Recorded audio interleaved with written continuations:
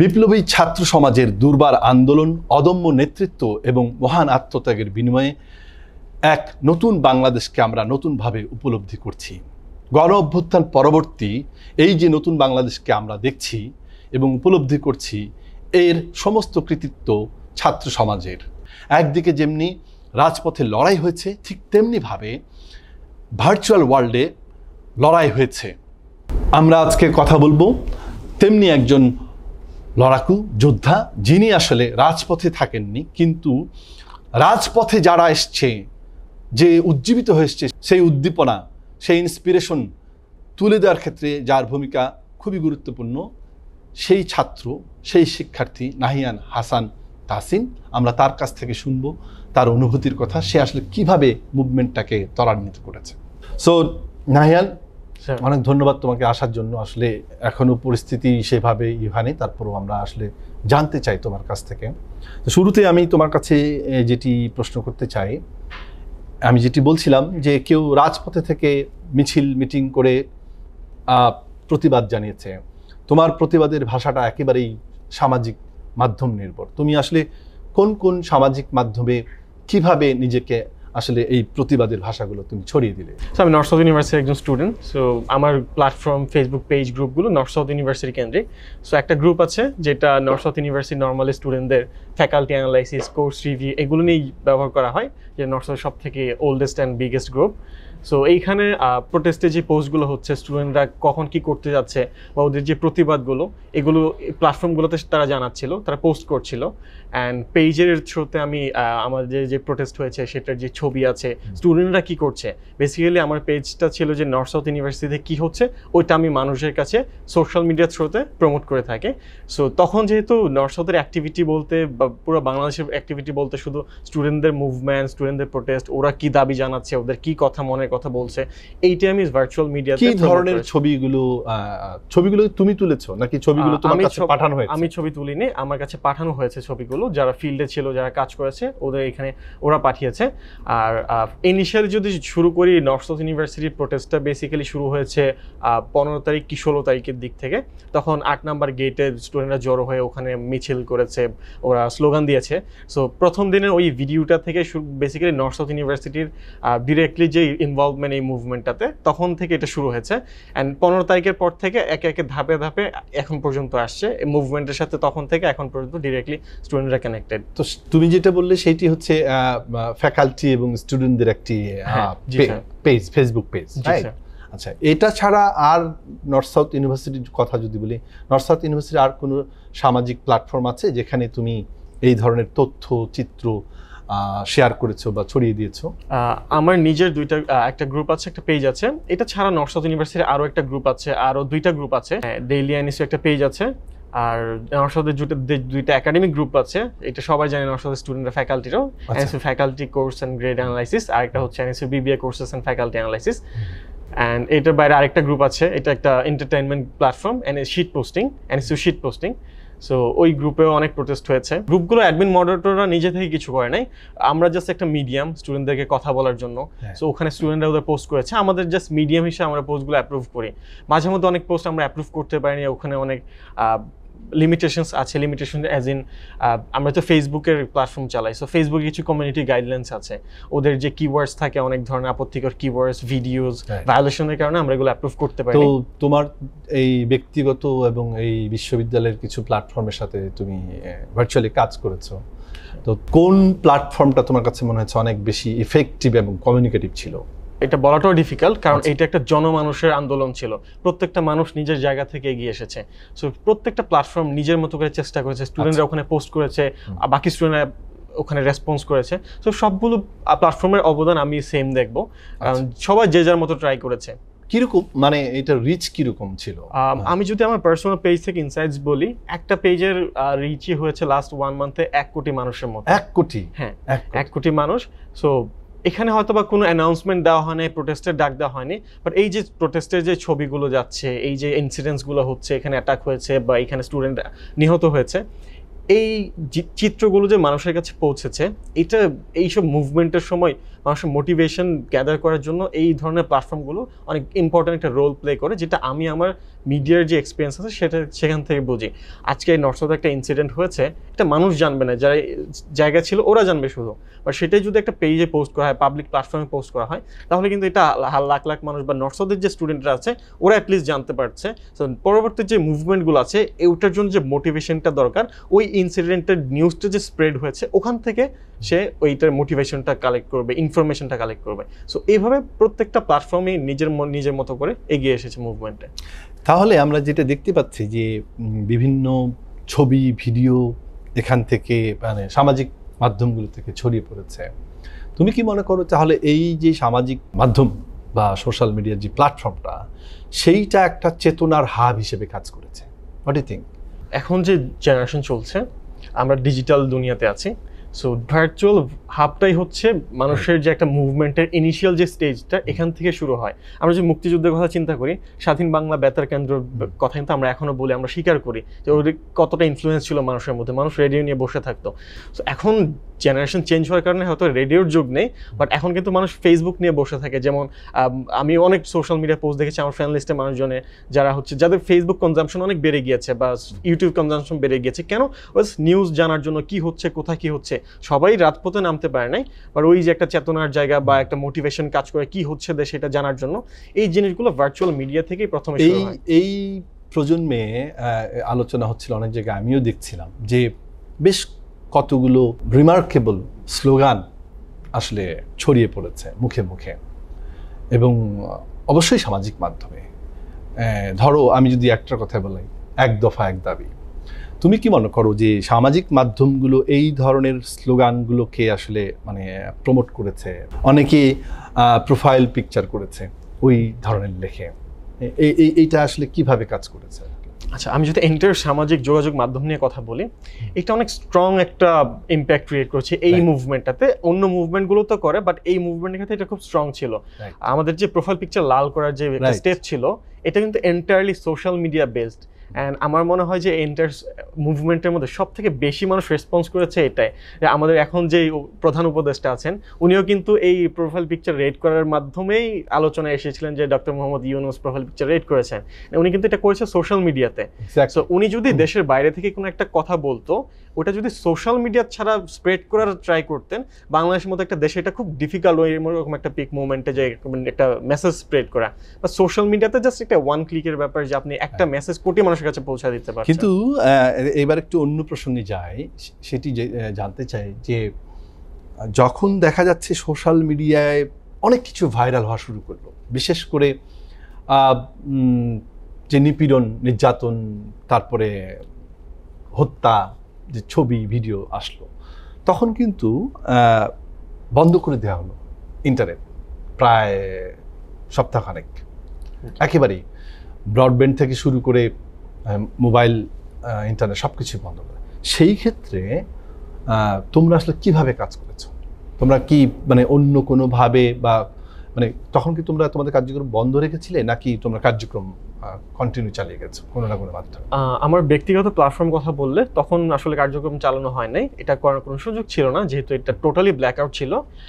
But কিছু আমি দেশের কিছু মিডিয়া ছিল যারা অপারেট করেছে তখন হয়তো তারা দেশের বাইরে থেকে অপারেট করেছে, বাট এই যে স্টুডেন্ট প্ল্যাটফর্ম বা জেনারেল যে প্ল্যাটফর্মগুলো আছে ওগুলো তখন অপারেট করা সম্ভব হয়নি কোনোভাবে, তখন টোটালি বন্ধ ছিল সবকিছু। এরকম মানে ভার্চুয়াল যোদ্ধাদের সংখ্যা কেমন ছিল তোমার সাথে? আমি কোনো ক্রেডিট আমার নিজের উপর নিব না, কারণ আমি কিছু করি নাই, আমার প্ল্যাটফর্মে মানুষ করেছে, আমি জাস্ট প্ল্যাটফর্মটা ম্যানেজ করেছি। সো আই থিঙ্ক বাংলাদেশের প্রত্যেকটা মানুষ ভার্চুয়াল যোদ্ধা ছিল, শুধু স্টুডেন্টরা না, এটা হতে পারে আমাদের কর্পোরেটরা, জেনারেল মানুষ সবাই ভার্চুয়াল যোদ্ধা ছিল যারা সোশ্যাল মিডিয়াতে অ্যাক্টিভ ছিল। ওরা পোস্ট করেছে, ওরা কমেন্ট করেছে, কেউ কিছু না করুক ওরা অ্যাটলিস্ট প্রোফাইল পিকচারটা রেড করেছে, যেখানে একটা এন্টায়ার দেশের সবার প্রোফাইল পিকচার রেড হয়ে যাচ্ছে, তখন এটা ইন্ডিকেট করে যে কিছু একটা হচ্ছে এই দেশে। সো আমার সেন্স থেকে সবাই যোদ্ধা ছিল সোশ্যাল মিডিয়াতে।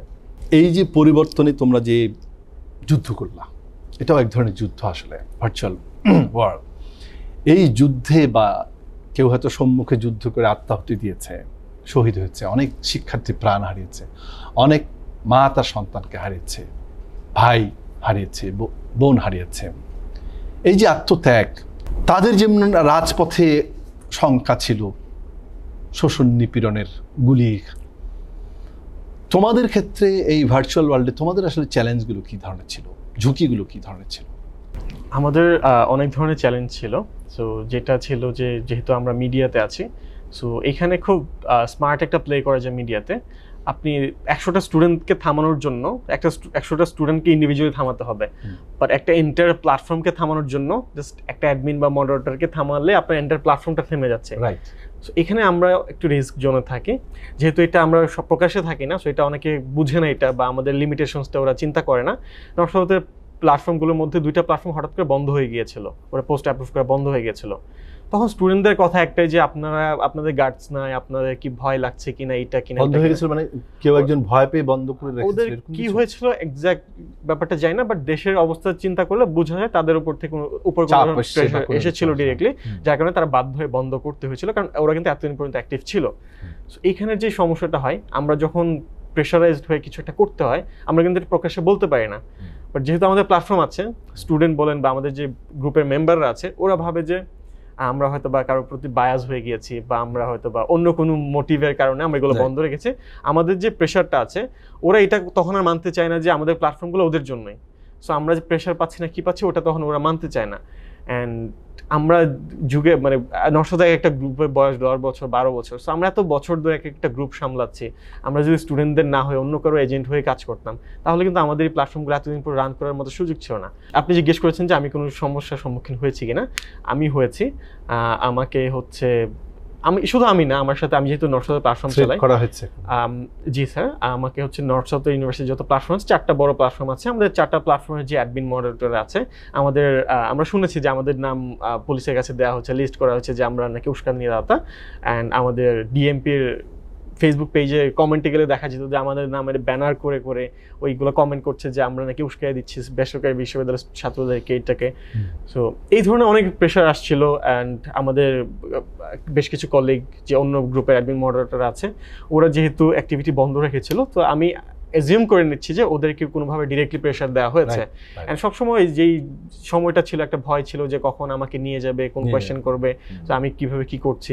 আমরা কিন্তু বেসিক্যালি উস্কানি কাউকে দেই নাই, যা হচ্ছে এটা জাস্ট একটা মিডিয়াতে মানুষজন নিজের যে মনের ভাবটা আছে ওটা প্রকাশ করেছে, এটা পোস্টে হোক, একটা ভিডিওতে হোক, বা একটা অডিওতে, জাস্ট নিজের কথাটা প্রকাশ করেছে। এই ধরনের সমস্যার সম্মুখীন হয়েছি, ভয় ছিল তখন। এখনের সিচুয়েশন আর গত 10 দিন আগের সিচুয়েশন সেম ছিল। মানে ওই যে অ্যারেস্ট হয়রানি এই ধরনের কিছু অ্যাভয়েড করার জন্য তুমি কি অন্য কোথাও লুকিয়ে কাজ করছিলে, মানে নিজের বাসাতেই থেকে কাজ করছিলে? হ্যাঁ, নিজের বাসা থেকে কাজ করছিলাম, কারণ অ্যারেস্ট করার ইচ্ছা থাকলে তখন যে অবস্থা যে কোনো জায়গা থেকে অ্যারেস্ট করা যাবে। সো আমি আমার নিজের জায়গা থেকে ফেয়ার ছিলাম, যেটা হচ্ছে আসলে যেটা লজিক্যাল, ওইটা আমি নিজে থেকে কোনো বানিয়ে বা কোনো গুজব।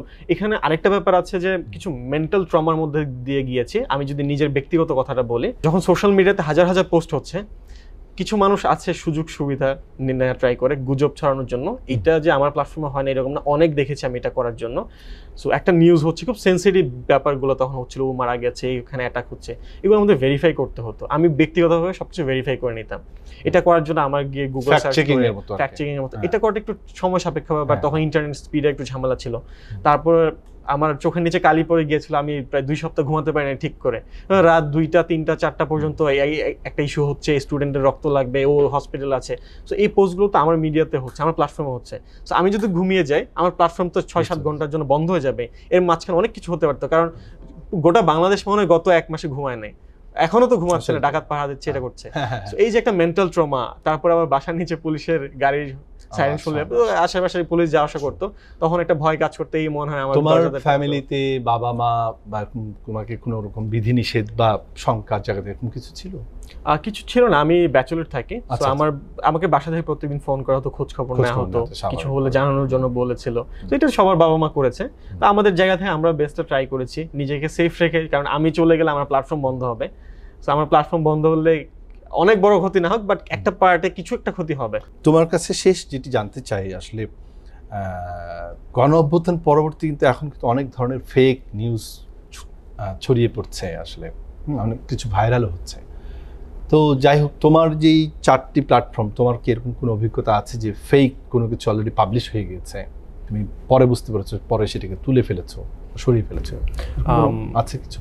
আমার ক্ষেত্রে আমার যে প্যানেল আছে, আমার ইনস্ট্রাকশন খুব স্ট্রিক্ট ছিল। ইনসেনসিটিভ কোনো ইনফরমেশন ন্যাশনাল নিউজ পেপার বা টিভি চ্যানেলের সোর্স ছাড়া অ্যাপ্রুভ হবে না। সোর্স না থাকলে আমরা এটা নিজেরা ভেরিফাই করে দেন অ্যাপ্রুভ করবো। সো আমার ক্ষেত্রে অ্যাপ্রুভ হওয়ার পরে ডিলিট করতে হয় না কোনোটা, যে ফ্যাক্ট চেকিংয়ের জন্য। বাট যখন মডারেশনের জন্য এসেছে পোস্টগুলো পেন্ডিং সেকশনে, তখন আমাদের অনেক ফ্যাক্ট চেকিং করতে হয়েছে, কারণ তখন দিনে প্রায় আমাদের 3-4 হাজার পোস্ট করে মডারেট করতে হতো। সো তখন দেখা গেছে যে তখন অনেক গুজব ছড়িয়েছে, অ্যান্ড এখন অনেক একটা মহল ট্রাই করে যে ওদের নিজেদের সোশ্যাল মিডিয়া বা প্রোফাইল প্রমোট করার জন্য অনেক আগের ভিডিওসগুলো এনে রিসেন্ট ইনসিডেন্টের সাথে অ্যালাইন করে পোস্ট করা ট্রাই করে। এটা এখন পর্যন্ত হচ্ছে, আজকে সকালে আমি চেক করেছি। এই জিনিসগুলোর জন্য আমাদের কন্টিনিউয়াসলি কাজ করতে হচ্ছে, টিমের সবাই কাজ করছে, অ্যান্ড এই কাজটা হয়তো আগামী কয়েক মাস এই ইস্যুতে করতে হবে। সেটাই, কারণ একটা ফেক নিউজের জন্য আবার একটি সামাজিক কেওয়াস তৈরি হওয়ার সম্ভাবনা থাকে, আমরা অতীতেও তাই দেখেছি, তাই না? হ্যাঁ, আর আমরা যারা মডারেটর আছি, যেহেতু আপনি একটি ইউনিভার্সিটি প্ল্যাটফর্ম চালাই, সো ওখান থেকে আমাদের একটু সচেতন থাকতে হয়। আমরা আর 10টা পেজের মতো বা গ্রুপের মতো যা ইচ্ছা তা প্রমোট করতে পারবো না। যেটা অথেন্টিক, যেটা লজিক্যাল, আমরা সবসময় এটা প্রমোট করি। যেটা মানুষ চায় ওটা আমরা প্রমোট করার ট্রাই করি, ওরা প্রমোট করবে আমাদের প্ল্যাটফর্ম ইউজ করে। পরিবর্তন তো শুরু হয়ে গেছে, জি স্যার। সেটি রিয়েল ওয়ার্ল্ডেও এবং ভার্চুয়াল ওয়ার্ল্ডেও পরিবর্তন শুরু হয়েছে। তোমাদের মতো যারা ভার্চুয়াল ওয়ার্ল্ডে যোদ্ধা হিসেবে কাজ করেছো, পরিবর্তনের জন্যই কাজটা করেছো আসলে। সো আমি তোমাদের প্রজন্মের কাছ থেকে, ধরো তোমার কাছ থেকে জানতে চাই, তোমরা যে পরিবর্তনে আশা করছো বা যে প্রত্যাশা নিয়ে কাজ করছো, এখন তোমরা বাংলাদেশকে আসলে কোন জায়গায় দেখতে চাও? তোমার প্রত্যাশাটা কি, মানে কি চাও, তোমাদের চাওয়া কি? সে সরকার পরিবর্তন হোক আর যেই হোক না কেন, চাওয়াটা কি তোমাদের? আমরা সবসময় একটা সুন্দর দেশ, একটা শান্তির দেশ, এইটাই সবসময় সবাই কিন্তু আমরা স্বপ্ন দেখেছি। যেমন আমার ইউনিভার্সিটি নরসিংদীতে একটা ট্রেন্ড আছে যে গ্র্যাজুয়েশন শেষ হলে বিদেশ চলে যাবে, কানাডা, অস্ট্রেলিয়া। আমরা এটা কেন দেখি? সেই দেশগুলো উন্নত দেশ, ওখানে একটা সমাজ ব্যবস্থা আছে, ওখানে লাইফে একটা সিকিউরিটি আছে। সো সেম জিনিসগুলো যদি বাংলাদেশে থাকে, তাহলে আমার আর দেশের বাইরে যেতে হচ্ছে না। সো স্টুডেন্ট যারা আছে আমাদের মতো, যারা ফ্রেশ গ্র্যাজুয়েট আছে বা ইউনিভার্সিটি পড়া স্টুডেন্ট বা স্কুল কলেজ স্টুডেন্ট, সবার কিন্তু প্রত্যাশা একটাই, যে সুন্দর দেশ। এখন সুন্দর দেশ বলতে গেলে কিন্তু এর মধ্যে সবকিছু চলে আসছে, যেটা আসলে এক্সপ্লেন করতে গেলে অনেক লম্বা হয়ে যাবে। সবাই একটা সুন্দর সুশৃঙ্খল একটা দেশ চাই। এটার জন্য তোমাদের কিন্তু মানে যে আন্দোলনটা, সেটার কিন্তু মূলে যেটি আসছে সেটি হচ্ছে বৈষম্য বিরোধী আন্দোলন, তাই না? এই বৈষম্যটা আসলে তোমরা কোন ধরনের বৈষম্যটা থেকে নিজেদেরকে মানে মানে যে পরিবর্তনটা তোমরা চাচ্ছিলে বা নিজেদেরকে এই সম্পৃক্ত করেছিলে এই আন্দোলনে, কোন ধরনের বৈষম্যগুলো তুমি যদি বৈষম্য বিরোধী আন্দোলনটা কিন্তু শুরু হয়েছে কোটা সংস্কারের যে ব্যাপারটা, সেটি ছাড়া ওখান থেকেই বৈষম্য বিরোধী ওয়ার্ডটা চলে আসছে, যে কোটার একটা বৈষম্যের কথা বলছিল সবাই। সো ওখান থেকে এসে দেন এখন বৈষম্য বিরোধী যেটা হচ্ছে যে কোনো জায়গায় যাতে বৈষম্য না করা হয়, কোনো জায়গায় সবাইকে যাতে তার মেধার অনুযায়ী, সব জায়গায় এটা হোক কোনো জবের ক্ষেত্রে বা যে কোনো ইন্টারভিউ বা যে কোনো কিছুর ক্ষেত্রে, সবার যাতে নিজের যে ক্যাপাবিলিটি আছে, স্কিলটা আছে, তাই না, বর্ণ দিয়ে সেগুলো গোত্র। সেই অনেক ধন্যবাদ তাহসিন তোমাকে সময় দেওয়ার জন্য। তোমরা যারা রাজপথে থেকে লড়াই করেছো কিংবা রাজপথের নেপথ্যে তাহসিনের মতো সামাজিক যোগাযোগ মাধ্যমে লড়াই করেছো, তথ্য বিস্তৃতি ঘটিয়েছো, মানুষকে উজ্জীবিত করেছে, এবং সবচেয়ে বড় বিষয় আমরা যেটি জানি সেটা হচ্ছে সামাজিক মাধ্যম আসলে কিভাবে একটা থট প্রসেসের, চিন্তার একটি যে পরিবর্তন ঘটায়, মানুষের চেতনায়, মননে, বিকাশে, পরিবর্তনে, সেই জায়গা থেকে আমরা তার অভিজ্ঞতার কথা শুনছিলাম। আমরা আসলে তোমাদের কথা শুনতে চাই, হোক সেই রাজপথের লড়াকু অথবা সামাজিক মাধ্যমে কোনো যোদ্ধা। আমাদের north south radio and television open to you all, please feel free to contact us. আমরা তোমাদের সাথে আবার পরবর্তী কোনো অনুষ্ঠানে তোমাদের অনুভূতির কথা শুনবো, এবং তোমরা বাংলাদেশকে আসলে পরবর্তী পর্যায়ে কোন জায়গায় দেখতে চাও, কোন জায়গায় নিয়ে যেতে চাও, সেই গল্পগুলো শুনবো। সবাই ভালো থাকো, সুস্থ থাকো।